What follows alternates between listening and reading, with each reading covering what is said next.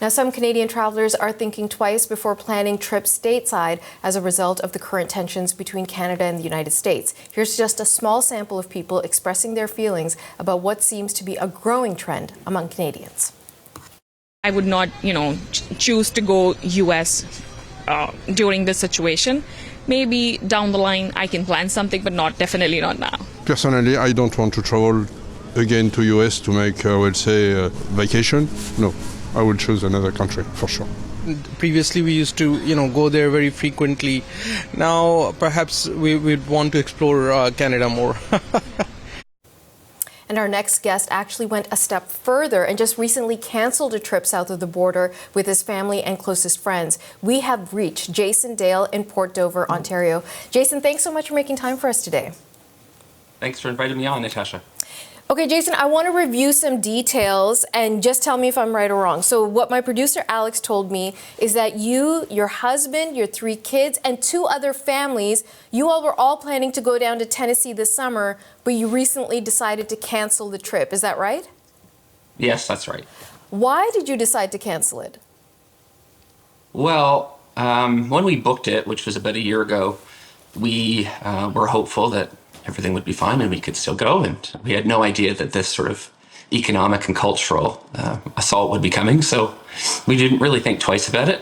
My husband and I had taken our kids there years ago when they were little, had a wonderful time. We'd told our lifelong friends about it. They all wanted to go. We've been waiting years to fit it together in our schedules. And so we did it. And then we just decided, based on a whole host of things happening in the news and from reach outs from people, friends of mine, family and friends, who I have many friends and family living in America. And they just sort of indicated what the culture was feeling like down there.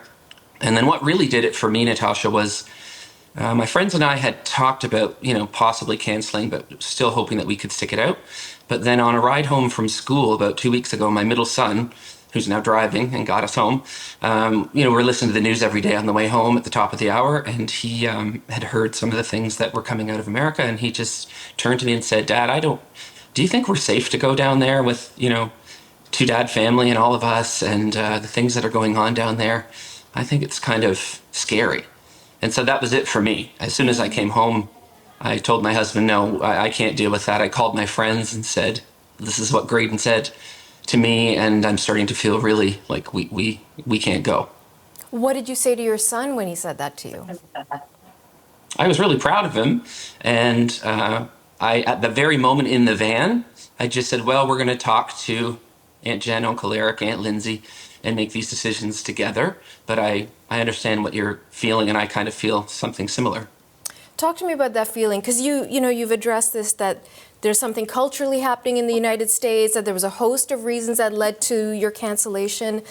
But get specific for me. So you've addressed the possible concern and threat that might come from being a same-sex couple, a married couple, 2 dads as a family, that your children are feeling fearful of that. I mean, what? But as you said, you've also been to the United States before. So what do you feel is changing? Well, I really base it more on the ground. I don't like to just assume that everything I see on TV or hear on the radio is true. But I have a cousin from America who he and his husband have had to pack up and leave. They're actually there this weekend driving a U-Haul to move out of that state because they said since in the months leading up to the election and certainly since, they've noticed a different mood and feeling, and there have been more open confrontations with LGBTQ plus people, and they themselves have just not felt safe. So they've packed up and they're moving. And I've talked to other Canadian friends who grew up with me here in Port Dover, Ontario, who have married American or their careers taken them there. They too have seen and felt the same way. Some of them have LGBTQ plus children or family members, and they have contacted me to say, it's getting really rough down here. Jason, beyond what could be a threat to you and your family and just not feeling safe, and that's a perfectly good reason to not want to go somewhere, what about the fact that the U.S. has been, or at least President Trump has been, threatening Canada's sovereignty, making these remarks about being a 51st state, the tariff threats? Has that factored in at all in your decision? It's factored hugely, Natasha, because I'm a guidance counselor now, but I spent decades teaching Canadian civics and law and history, and so I'm passionate about these things. And it's absolutely an assault on our country. We've never heard an American president speak this way about our country. We've had our difficulties. That's normal in any international relations, but it's never been like this, nor should it ever be. And so I absolutely believe, like the wave of people across this country in your lead-in video and the thousands of comments I've seen online, are buying Canadian, boycotting America, or the red states. I mean, there's lots of different options people have, and it works differently. I think the really important point, though, to make is that we can't all make the same decisions, and I just don't want Canadians to judge each other for their decisions. For example, I have a friend who just flew to Hawaii today, even though she's on the side of Canada, but her daughter lives in Hawaii, so what's she supposed to do?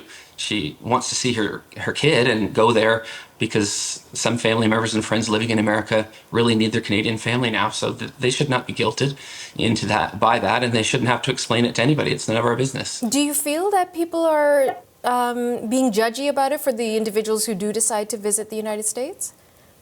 I have seen some of those comments online, not by far not the majority, Natasha, but I have seen people say, when someone would say, well, I've canceled this and that, but we decided we'll go to California instead. There have been other Canadians who chimed in to say, that's still America. You still should not be going there, etc. And then I just think that's so cruel because we don't know what's going on. Did they have terminally ill family member? Did they have a friend in a crisis?